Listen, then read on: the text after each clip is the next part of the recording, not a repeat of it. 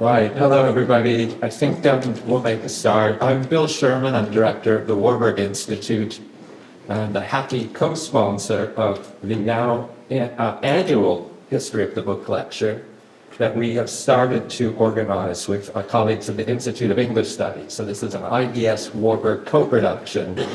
We're very excited to be joining forces on this. The topic, of course, is of interest to everybody in both of those institutions, and of course, many people besides. As the blurb for the event mentioned, there are really very few areas, particularly in humanities or social sciences, that haven't been touched by the history of the book and its resurgence in recent years. I think pretty much all of our colleagues across the School of Advanced Study could have also co-sponsored the event. They're definitely with us here in spirit in the beautiful Chancellor's Hall. I'm also extremely happy to have a chance to introduce briefly our speaker, Helen Smith, partly because there's nobody better to address the material turn which the history of the book and the rest of the humanities have undergone in recent years. And Helen's rigorous work, particularly from a gender perspective, but also philosophical, as you'll hear today, on the relationship between matter and the book, is really world-class. And I am biased, I have to confess, because I was Helen's colleague for about 10 years ago. And this gives me a chance to say what I probably never said when we were colleagues, which is how much I admire her scholarship, but also how grateful I was for her. And I think it's always important to say these things publicly, for her incredibly generous work as a colleague and leader as head of the English department at York, and also her work as a teacher, which was incredibly inspiring. And I'm sure you'll get a sense of why when she gives her talk to us now. So I'm also just very quickly going to thank the John Coffin Lecture Fund, who really made this event possible. So thank you, John Coffin Lecture Fund, and those who are responsible for deciding how it's spent. And without further ado, I'm going to just hand over to Helen for her talk on material histories of the book. Helen.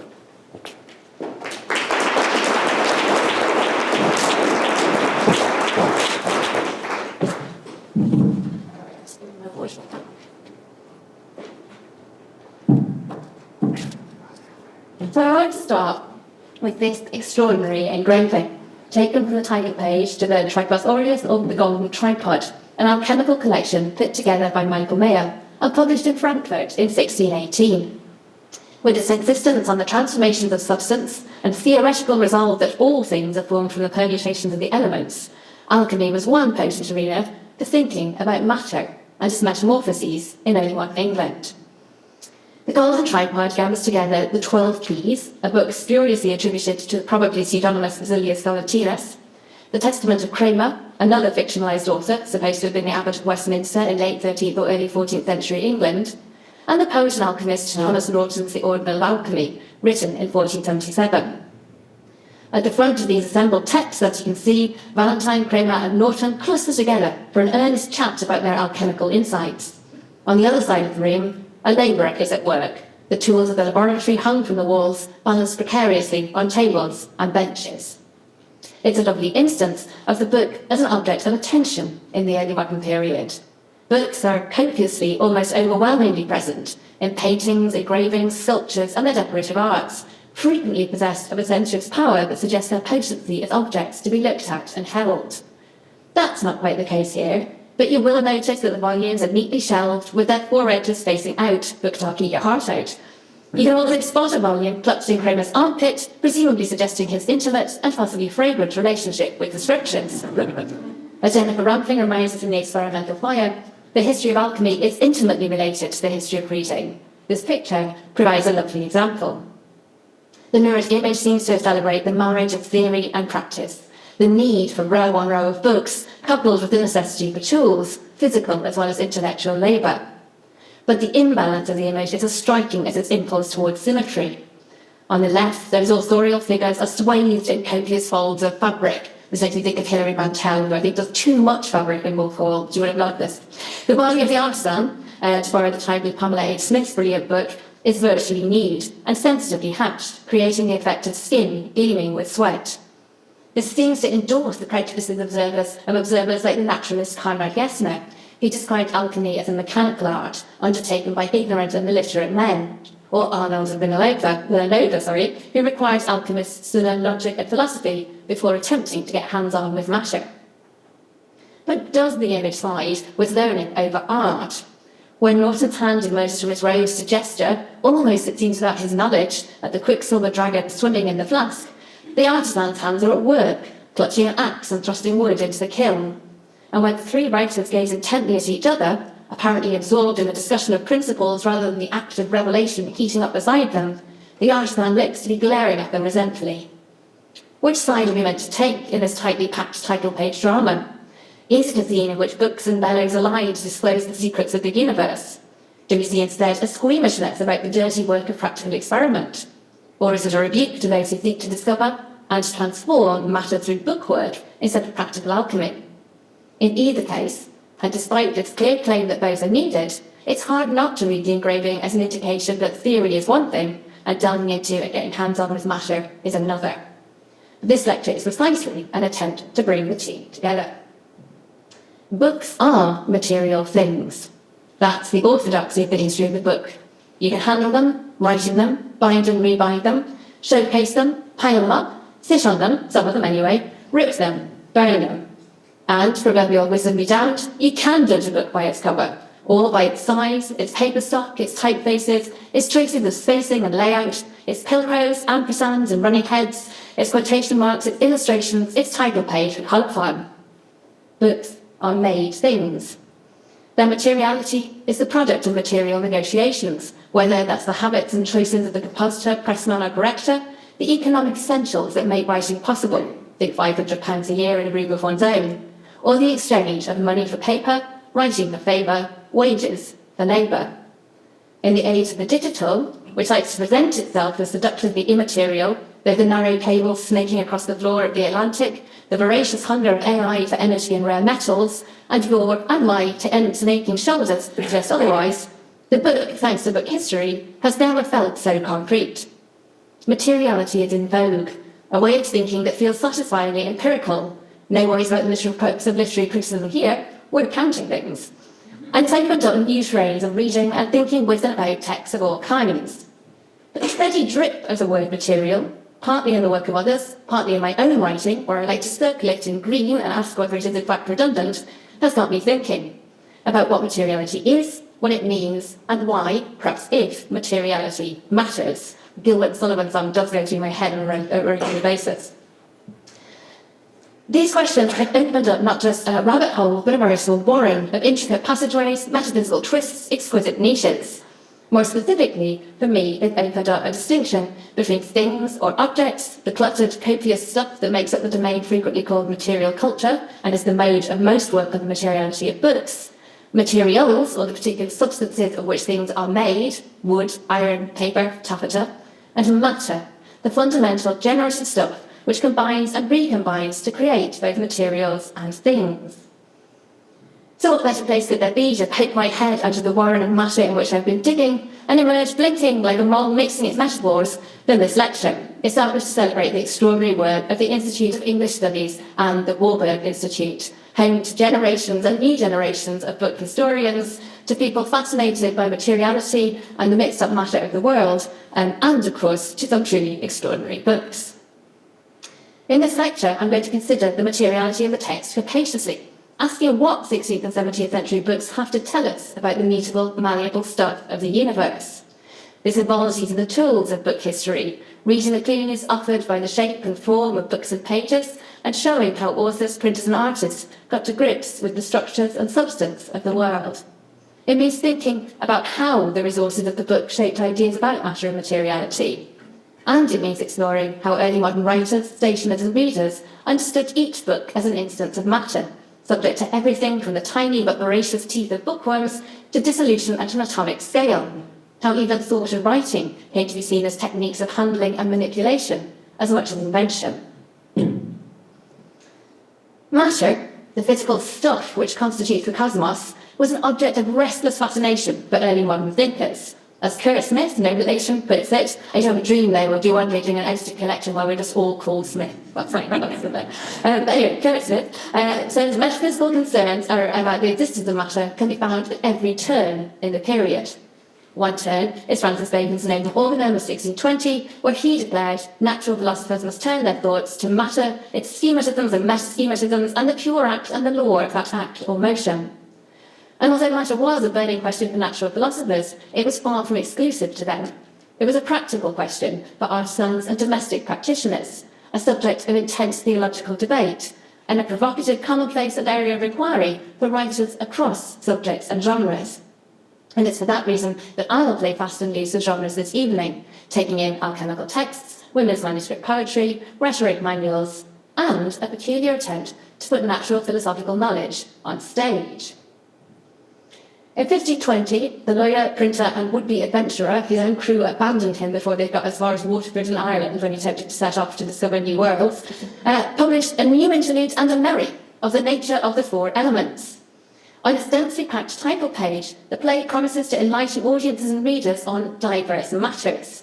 And the first item in an ambitious list of topics is the situation of the four elements, that is, saying the earth, the water, the air, and fire, and of their qualities and properties, and the generation and corruption of things made the commixtion of them.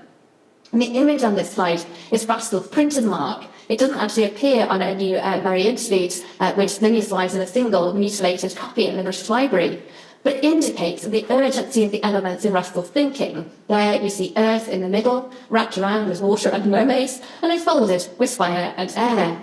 As the Centurion naturally writer puts it in the play, the white about the yolk of an egg doth lie. For early modern audiences, those words in the table of contents, generation and corruption, would have brought to mind Aristotle. His De Generatione e Corruzione tells the birth and decay of all things, and his imaginative hold on the period, perhaps even most of all when his ideas were being viciously rubbished, can hardly be overstated. Underpinning Aristotle's natural philosophy are the broad principles of form and matter, the stuff of the world which can be forged into different shapes, whether a statue, a cup, a kitten, or a book. But how would people have encountered Aristotle's ideas in early modern England? As Gordon Brayling points out, classical natural philosophy was slow to appear in English. Unlike the classics during the period between around 1540 and 1600, philosophy is the area with the most conspicuous gaps for English translation. It's a complaint that Russell anticipated by around 500 years, stressing the necessity of his drama by lamenting the dearth of natural philosophical publications in English. Considering, he says, that our tongue is now sufficient to expound any hard sentence evident, they might, if they would, in our English tongue, write words of gravity sometime among. And he goes on to say that if cunning Latin books are translated to English well corrected and approbate, all subtle science in English might be learned, as well as other people in their own tongues did. I apologise for not trying to make that rhyme. The title page of the 1605 printed Bodleian catalogue, which is the image on the slide there, demonstrates the importance of Aristotle in England. You can see that in the list of what is catalogued in the Bodleian, Aristotle comes second only to the scriptures. Still, a brief survey of Aristotelian texts printed in England between 1475 and 1660 bears out Russell's complaint and demonstrates too the difficulty of drawing a direct line between one specific translation and the reception and dissemination of natural philosophical theory. So these nearly 2 centuries saw the publication in England of only 5 Latin and 6 English translations of books by Aristotle, along with 30 Latin and 2 English commentaries and textbooks, 12 by the tireless teacher and physician John Case. And the English Aristotle consisted of brief accounts of physiognomy, the politics, the art of logic, and the rhetoric, alongside, of course, the pseudonymous medical text, The Problems of Aristotle, which went through at least 20 editions between 1595 and 1689, when it was displaced by the equally popular sex and midwifery manual, Aristotle's Masterpiece. So those readers who wanted to read Physics or De Generatione had to do so in Latin or even Greek editions from continental printers. But it doesn't mean Anglophone readers wouldn't have been familiar with Aristotle's ideas. A quick search on early English books online gives 712 books containing the phrase Aristotle saith, between 1487 and 1700. And most of those appear on multiple occasions, so 712 books, but all of them kind of reiterating over and over what it is that Aristotle tells us. And the compendium's backline upon Bartolom tops those league tables like for a whopping 364 instances of the phrase. I haven't double-checked that. Printed by Thomas Easton in 1582, Batman upon Bartolom reproduces and massively expands John F. Trevis's translation of Bartholomeus Anglicus's popular 13th century Latin encyclopedia. This went everywhere. It was translated across Europe and very widely read, the Proprietas Rerum, on the properties of things. It's a book which runs, in Batman's version, from the Trinity in Book 1 to accidents, colours, smells, tastes, substances, measurements, numbers, and music in Book 19. And this accretive, self-contradictory megapedia is one of my favourite books of the early modern period, not just, though perhaps partly because Stephen Greenblatt hates it, not just too, though perhaps partly because of the charming marginal note here, angel? What? In his account of the Renaissance reception of Lucretius, Gerard Passananti has a great line about the transmission of the Roman author through snippets that were preserved in Macrobius's Saturnalia. Lucretius was, Passananti argues, and I love this slide, transported through the seas of late antiquity and the Middle Ages via the great leaky ship of the Saturnalia. And the description feels really apt to me too, as a way of understanding the Proprietas Rerum and its voyage through time, shedding encyclopedic wisdom, taking on knowledge. As John Leyland put it in his catalogue of British manuscripts, De Proprietas Rerum is a book which the hand of time has constantly tended. And so it seems important to recognise that neither Aristotle nor Lucretius nor any other ancient author was routinely received whole. I'm not saying people didn't read the physics, but I am saying it's more important that Aristotle was in the citational ether, an authority to be A, referenced, B, gossiped about, C, miscited, D, rebutted, and E, all of the above. So back to Aristotle. He doesn't stop at calling for the circulation of ancient natural philosophical knowledge in English. His drama also, quite literally, performs it, delivering classical learning to the people through the medium of the morality play. We really should revive that as a technique. In Aristotle's interlude, the learned Natura Naturata gives a thoroughly Aristotelian description of the formation of all things from the shifting elements. Matter can lose as well as gain form. When things are corrupted, he explains, each element are reduced to his first estate so that nothing can be utterly annihilated. When the form and fashion of a corporeal body is destroyed, its constitutive matter persists in his being whereof it was first made and formed. This is Aristotle's doctrine of privation, an essential part of the explanation of change. Privation returns to the latter matter lacking form. So in the case of a bronze statue, the matter bronze persists through its realisation as a statue and back into its state of privation when the statue is gone, but the matter persists. Now, notably, what Aristotle calls matter in the example of the statue is what I am calling a material, bronze, a copper-based alloy. But before and persisting within bronze are the elements, balanced in different quantities to produce individual substances. The decay of all things is inevitable, and it results in Natura Naturata not just in the return of bronze to its metallic state, but in the resolution by time and space of every element to his own place. So there's a kind of deeper sense of matter of something beneath the materials that ebbs and flows with the shape and dissolution of things. Despite the determined scholarly chipping away at the notion of a mid to late 17th century scientific resolution, there's still a routine, though not universal existence, that some ideas were new and some outmoded. A critical emphasis on points of departure from the dominant natural philosophical paradigms of the early modern period, rather than an embrace of those paradigms. In, we have mechanism, vitalism, corpuscularianism, atomism, Lucretius. Out, matter and form, the elements, Aristotle. This is not accurate. As Mordecai Breipols argues, throughout this period, and there's my subterranean argument all the way to us in the here and now, matter and form were not abstractions or core features of a bygone paradigm, but resilient entities rejected or defended in the richly textured scientific and philosophical practice of the early modern period. Perhaps even more resolutely, there's a sense that theories of the elements with their classical and medieval roots were already old-fashioned or retrograde. As Geoffrey Jerome Cohen and Lowell Duckett put it, outgrown as a science, supplanted by atomism and particle physics, elemental theory has been left to that repository where superseded knowledge is moulder. But mouldering things are, sometimes at least, generative. And I guess the real point is that neither the elements nor ideas of matter and form had been superseded, even by the late 17th century. They remained potent, vibrant, current ways of thinking, even as their details were reimagined, squabbled over, and dismissed. So how was matter made present on the page? We know that there was a rich iconographic tradition depicting the elements, including, for instance, Giuseppe Arcabaldo's wildly unsettling oil paintings. The elements appear in printed books too, as we've already seen in the case of Raskel's printed mark, continuing along the manuscript tradition. So here we have a gorgeous hand-coloured diagram printed in Augsburg in 1472, and I think kind of depicts, giving me a sense of how difficult it is to abstract the elements imaginatively, to think about how you represent them, divorced from the particulars of landscape and place. We have, as well, the geocentric cosmos from Peter Avian's famous Cosmographia.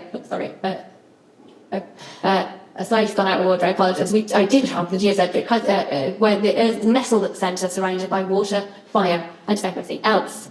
So Avian's book is famous for its inventive paper technologies, its volvels, and I can't resist sharing one lovely detail with you. You can see that the volvels are printed on waste paper, so this is having a quick peek at the back of one of them, and it features in this instance a list of authorities, including, just peeking out from the fold, our friend Bartholomeus Anglicanus, whose own work, as printed by Wynkyn de Worde in around 1496, contains in turn this depiction of the elements, which always makes me think of Christopher Marlowe's alleged description of Christ the juggler. So perhaps the most elaborated attempt to depict matter in pictorial form comes in Robert Flood's The Metaphysical, Physical and Technical History of the Two Worlds, the Macrocosm and the Microcosm, a book whose title page promises that to the wingtip of this peculiar cherubic central figure to treat of generation and corruption. Flood was a physician and an astrologer, a mathematician, cosmologist, Kabbalist and Rosicrucian. His ideas are a heady cocktail, fueled by an idea about deep-rooted sympathies and correlations between terrestrial Earth, man and the divine. And the superb cover plates of his book depicts transformations of matter as Flood understood them. So here we see the moment at which prime matter is irradiated with light, creating the possibility of generation and life. And I love how wonky it is. I love that has gone so clearly around astray in the printing house. Here the elements divide, and I've given you a close-up so you can see the detail on the engraving and that sense of turmoil and writhing life. Here we see an image representing the beginning of the heavens, which we're also to understand as a representation at the beginning of the earth, a mass of wrestling elements struggling against the constrictions of their one mass. And as that growing mass settles and divides, the hidden parts of matter are revealed, taking in the centre a form of a small but distinctly creepy face. It's reminiscent, too, of this charming woodcut from Christoph Schreiner's Dispositiones of Mathematicae, published for Elizabeth Maria in Ingolstadt in 1614. There in the middle we have the home of the planets and the Earth, ringed round with that gorgeous starry sky, and surrounded at last by an infinite chaos of atoms. For anyone who's wondering why I haven't distributed this this image, it's from 8 books where it's currently available at the meter price of $38,500. The point, of course, is that on the printed page, as I suppose on any terrestrial surface, it's not possible to depict infinite chaos. You have to have kids for that. So there's an extraordinary tidiness to this conceptually sprawling, boundless mass, reinforced by the regularity of the tiny pricks of white, each nicked out by the carver's careful hand, which depicts a single atom. So going back to Flood, my favourite of his matter images is the first, which shows either everything or nothing, depending on your point of view. This is prime matter, an inked-up block showing the stuff before stuff, the potency of possible stuff, the pre-existing chaotic mass from which God either did or didn't, depending on your sympathies, create the world. The idea that nothing comes from nothing, playing the echoes, of course, of Shakespeare's King Lear, originated with Parmenides. For Christian theologians, however, it was a problem to imagine that chaos could have pre-existed God. Concerned to establish his omnipotency, they argued that his power lay precisely in creating first prime matter or chaos and subsequently the cosmos, creating something where nothing had been, and then, from something, creating the world. Which brings me to my favourite party game, Ovid or Genesis. Composed in the early years of there were tricks to follow, by the way, so no one wants to play with them more later, so we can do that. Composed in the early years of the 1st century AD, the Metamorphoses draws on the now lost version of Pericles and opens by describing this confusion of earth, water, air and fire in the primal chaos, followed by their generation and separation. And George Sanders translates those first lines in his On His Metamorphoses English, the first lines of the first book. Of forms to other bodies changed, I sing. Assist you, gods. From you these wonders spring, he adds hastily. And from the world's first fabric to these times deduce my never discontinued rhymes. The sea, the earth, all hovering heaven, unframed, one face had nature, which they chaos named. An undigested lump, I love that, a barren load, where jarring seeds of things ill-joined abode. Early moderns enjoyed reading this with another version of Genesis, with God as the moving principle who made sense of the wrestling elements. Explaining the foundational stuff of the world as that unformed matter out of which all things were extracted in the other 5 days, Church of England clergyman Peter Halen tells his readers, of which chaos or confused mass we thus read in Ovid, who questioned us that hearing consulted with the works of Moses before his time communicated to the learned Gentile, that he could write this poetry because he's read the Bible. The paralleling of the Metamorphoses in the Bible is abundantly clear if we look at illustrations from both. So here we go. Ovid or Genesis? Anyone? Genesis. That is Ovid, thank you for getting around. As published in Paris in 1575. Ovid or Genesis? That's Ovid again, published in Antwerp in 1595. Ovid or Genesis? Ovid. Genesis. Thank you. From the Vulgate, Princeton Leon in 1527. And I think this one gives itself away. It's the Holy Bible, printed in London in 1568, a quite remarkable illustration of the problem of thinking about prime matter, of imagining first the word calling matter and light into being, then the resolution of that matter into the elements as the waves, skies and earth unfurl, and finally the formal realization of those elements as animals. Some of you seem peaceful enough, but some of you, especially at the front, appear to be struggling to emerge from the shapeless mass. And of course, and beautifully, it's all neatly framed with this scrolling baroque ridiculousness, enacting again the tension between order and fruitful generative chaos. Now, this is a short poem by Lady Hester Coulter, written in the mid-17th century, that offers a pleasingly plush take on debates about prime matter. In The Wish, Coulter praises God's construction work, describing him as him that made of nothing this great ball, and stuffed with atoms this our earthly ball. Atoms, as I like to say to irritate my husband, were invented by Oedipus, who, Aristotle says, argued that there could be no motion without a void. Atoms must exist in a universe full of nothingness. And it's when atoms come together in the void that things, people, animals, planets, stars come into being. A swirl sets the cosmic whirlpool in motion, drawing together atoms until they form so large a mass that a cosmos, a universe fragile and impermanent, is born. By the 1640s, atoms were firmly back in vogue among mechanical philosophers, but atomism didn't decisively displace theories of the elements, and certainly didn't, and hasn't, displaced the concept of form and matter. Instead, they merged and mingled with them.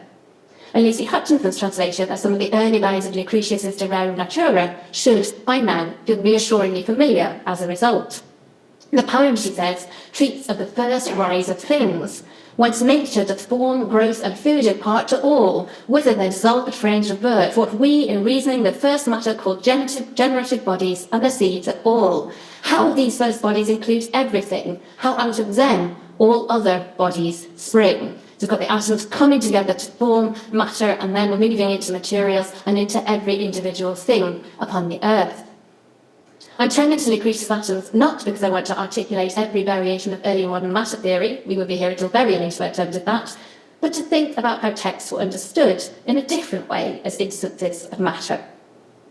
So in a seductive turn of phrase, Margrethe de Grazia and Peter Salabras have invited us to think of the Shakespearean text, or any Renaissance book, as a provisional state in the circulation of matter. For Renaissance writers and their readers, the book, like anything else, was an object which came into being through the combination of particular materials and would inevitably decay or be repurposed in new incarnations. De Grazia and Salabras' observation responds to a set of poems which meditate explicitly on the stuff, the materials, of books.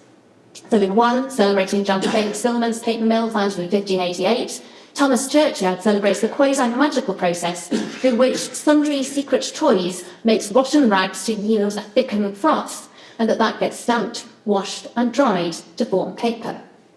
As Joshua Palin has pointed out, and as you can learn in more detail from Georgina Wilson's fabulous forthcoming book, early modern writers and readers were richly and often delightedly alert to the material histories of their paper and their books. Palin points to the network of flecks and fibres that were embedded in early modern paper, which you can see flecked across the background of my slides. Vegetable fibres, shives, which are hussy fragments of the flax stalk, and scraps of cloth, stayed in place through their transformations into cloth and then paper. In describing the small silver-coloured bookworm, the microscopist Robert Hooke speculated that it finds perhaps a convenient nourishment in those husks of hemp and flax, which have passed through so many scourings, washings, dressings, and dryings. The digestive faculty, it seems, of those little creatures being able yet further to work upon those stubborn parts and reduce them into another form. Hooke's deductions, which register the shifting forms of the matter of the flax, offer evidence that book users were alert to the presence of shives of fabric, and also that books and paper could be objects of natural, philosophical, and alchemical inquiry. The Yola book also includes observations about a small crab-like spider that he saw stumble across his books and various moles growing on the surface of them. You do have to wonder exactly how well he looked after his library. My point is that early moderns thought of books as paper and words as state of matter in two simultaneous senses. They were alert to the bits of flax embedded in a book's pages, the gold of the ink, the leather of the binding, the material histories of the book. But they also thought about books and writing and thinking as permutations of stuff. In printing, the word matter refers to the body of a printed work, distinguished from running headers, signatures, or page numbers or marginal notes. So in the first printing manual in English, The Mechanic Exercises of the Whole Art of Printing, Joseph Moxon explains that close matter is matter with few breaks or whites, and that the compositor sets the title of the chapter or section in a different character than his matter is set in. In the printing house, the matter is set by the compositor and locked up in a chase, which, when complete, is known as a form. So we have that very literal combination of matter and form demonstrated here in a slightly peculiar project undertaken by one of my colleagues. There's a lovely moment in Backland upon Bartolon, in which in chapter 10, the shortest of all chapters, turns the relationship between matter and form. So here on the right, you've got book 10, which is turning to matter and form, and you see the running head at the top of that page of matter and form, de materia et forma.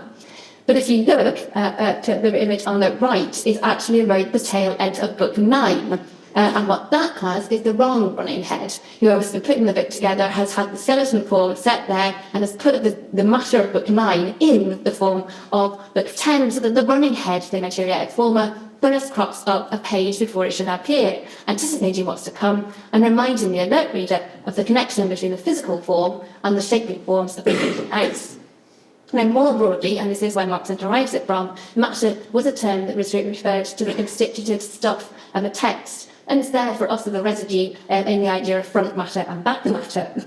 In the dictionary that closes the Mechanic Exercises, Moxon defines matter as the series of the discourse of the compositor's copy, which I imagine cleared up very little for most readers. But the terms of form and matter are omnipresent in writing about writing in this period, perhaps most resonantly in John Donne's phrase of the Sydney Psalms as the highest matter in the noblest form. Indeed, I have to admit I wasn't being entirely truthful when I said English readers couldn't read Aristotle's matter theory in English translation. They could, as long as they turned to his rhetoric and his logic, especially the art of logic gathered out of Aristotle as set in due form according to his instructions by Peter Ramus, whose title encompasses the dynamic of gathering and shaping matter into form that is explored in the pages that follow, including in his chapter 6 of the matter, that is, of the substance of your argument, and chapter 7 of the form, that is, in how you word it. The apt disposition of a writer's matter was one of the central lessons of the period's proliferating guides to rhetorical proficiency. Thomas Wilson, for instance, declared that the words a writer chooses should be apt and meet most properly to set out the matter. And the metaphors writers use to describe textual matter are resolutely physical. John Rowland, dedicating a 1657 translation to the right worshipful and much accomplished gentleman George Pitt, Esquire, declared, "For my own part, I never much fancied poetical strains and flashes of wit that are commonly bare outside and make a crackling noise in the world, having no solid matter contained in them."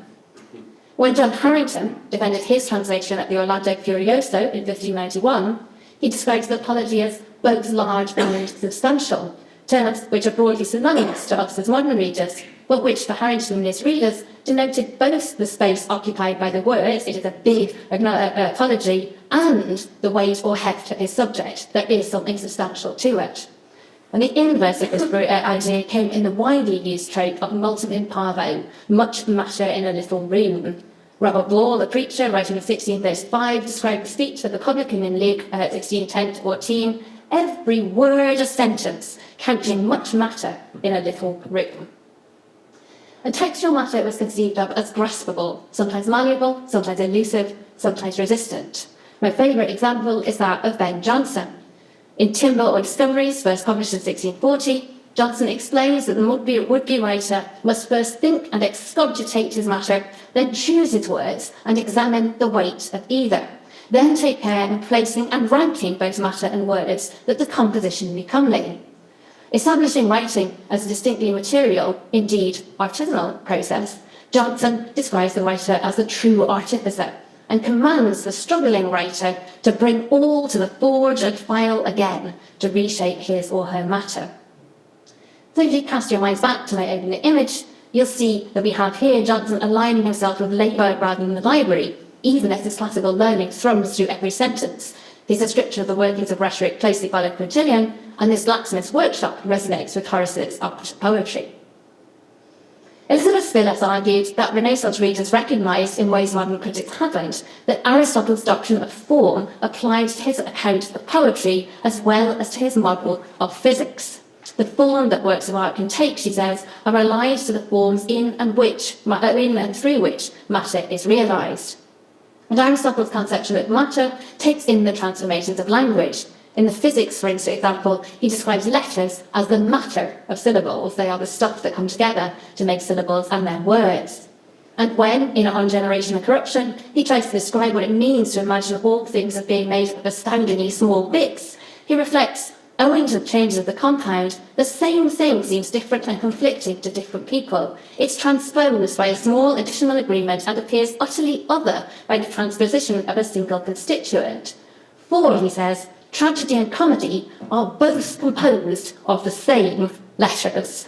It's the idea that these things can be moved and mingled and are constantly renewed and refreshed into different forms. And Lucretius, of course, says the same here in Hutchinson's translation, insisting that just as the same principles produce diverse effects, thus there will need a small change to make the fire proceed out of the wood, as in our writings we, by altering their positions variously, of the same letters these two words compose. And also that the same principles do constitute heaven, earth, sea, sun, floods, creatures, plants and fruits, but diverse ways that diverse beings compound, and principles is such as in trying not to say atoms. So in our verse are common letters found in several transpositions set, from whence words produced of several sounds and sense. Such change the order of the letters brings, and more flow from the principles of things. Language, it turns out, is a version of the dance of the atoms in the void. The alphabet, a way of conceiving what it means to imagine the endless, extraordinary combinations and recombinations of matter. And these ideas rippled through English writing. It's there in brief in Jonson, he described the knowledge of all nature as the matter and seed plot of invention, and remarked, but especially you must be cunning in the nature of man. There is a variety of things which are as the elements and letters. And the comparison between matter and language, elements and letters, is so deeply embedded here, it's almost hidden. But the good writer, says Jonson, is able to set in order his alphabet, his atoms, and his understanding of man, all at the same time. Francis Bacon picked up the idea in the advancement of learning, identifying forms in first rank or order, which, as the letters of the alphabet, are not so many in number, and yet build up and support the essences and forms of all substances. And Bacon's The Natural and Experimental History of Winds from 1653 seems to reverse this popular comparison. In an introductory guide, he assures readers that the book contains important details of the various figurations of the matter, all forms in the first classes, simple motions, sums of motions, measures of motions, and some other things. Of these, he says, we have made a new alphabet and placed it at the end of this volume. And that new alphabet, of course, is the index, running from Aberbury, a rocky cliff in Wales, wherein is heard a continual murmur of winds, to yards of ships. It's a lovely moment. What it actually means is that the book uses words and the relatively novel technology of the index, still clearly exciting to be able to put this together in 1653, to draw attention to matter and its motions. But what it says is that the index is made of matter. It's an instantiation of the shifting stuff of the world. Now, the temptation, even at this late stage in the lecture, is to overwhelm you with instances of textual matter, to beat you over the head with how forcefully early modern writers aligned the palpable, mutable, movable stuff of writing with the palpable, mutable, movable stuff of the world. I want to remind you that Ovid offers us a case study into how writing poetry could be understood as a mode of world-making. In the preface to his translation of Ovid, Arthur Golding described the poet's achievement in terms that both anticipate and draw on those opening lines from Book 1 we looked at earlier. But whatsoever have been that ancient time, writ of ancient time in Greek by sundry men dispersedly, and in the Latin eke, of this same dark philosophy of turned shades, the same hath Ovid into one whole mass in this book brought in frame. So just as the spirit in Ovid moves across the surface of the waters, that's mixing my Genesis and my Ovid, but anyway, brings them together to form a mass and a form. Here we've got the idea that the dark philosophy of the Greeks was similarly chaotic until Ovid brought it together and gave us the metamorphoses. And the same dynamic is at play in the late translation of Dr. Sands, who interprets his very elegant frontispiece as an allegorical celebration of Ovid's poetic reshaping of the elements via air, earth, water, all the opposites that stroll in chaos, powerful love unites, and from their discord drew this harmony that smiles in nature, who, with ravished eye, affects his own made beauties. I can't feel Ovid would have approved of this reading. In both examples, the work of the poet is analogous to the work of creation. The world is matter given shape and form. Poetry is matter given shape and form. Early moderns understood their books to be material in every sense. They knew they were physical things, and they used their affordances in inventive ways to make and shape meaning. They understood books as examples of materials made of rags, boards, and leathers, prompting the reader to imagine their manufacture and look ahead to their decay. They were, on two levels, made of matter, with their materiality inhering in both their physical and their intellectual substance. And I guess the point is, they weren't wrong. Books are, in fact, made of matter, packed to the brim with quivering atoms. You've seen their inner physicists here. We are, in fact, made of matter, complex chemical systems sloshing with elements and energy. So perhaps it's not too far-fetched to remember that thought and writing are instances of matter. In the early 17th century, Lady Anne Southall wrote from Ireland to her friend Lady Ridgway, offering a concise and impassioned defence of poetry. Your great-great-grandfather had a father, and so the last, or rather the first father, was God, whose never enough to be in mad creation was poetically confined to four general genesis: earth, air, water, and fire. The effects which give life under his births were hot, cold, moist, and dry, which produce colour, melancholy, blood, and phlegm.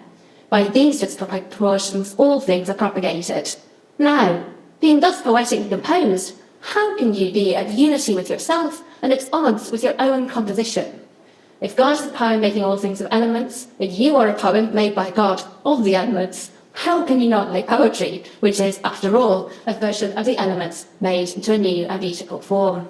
The world writing a poem is like making a world. The world's of elements. We're part of that world, so that largely, how can you disapprove of poetry? And her letter reminds me of a brilliant line from one of my current collaborators, the poet, witch and writer Alice Tarbuck. In her fantastic book, A Spell in the Wild, Alice cautions us. We have, she says, become matter out of place in the world, moving through it as though it does not also move through us. The history of the book might be an odd place to look for a lesson in reorientating ourselves to the movements of matter, but I hope I persuaded you that in Renaissance books we find exactly that lesson. I opened with one peculiar image. I want to close with a really peculiar one. In what the Metropolitan Museum of Art calls this whimsical Mallorca sculpture, a figure leans forward to put its head in a still, mounted above a raging hearth. The inscription explains, "I distill my brain and I'm totally happy." The next page of this piece, inkstand with a madman distilling his brain, so the ink goes in a little bowl by the side of the furnace. Given that this is an inkstand, I'm not sure why they substituted the term madman for writer. We might want to struggle with this fiction. It's a powerful metaphor in a different form for how the period thought about thought as an instance of matter.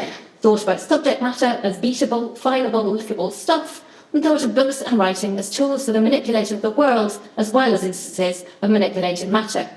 In other words, this, like the books we've been looking at, are places where the library and the laboratory, so carefully distinguished in that opening image, have crashed together and become one.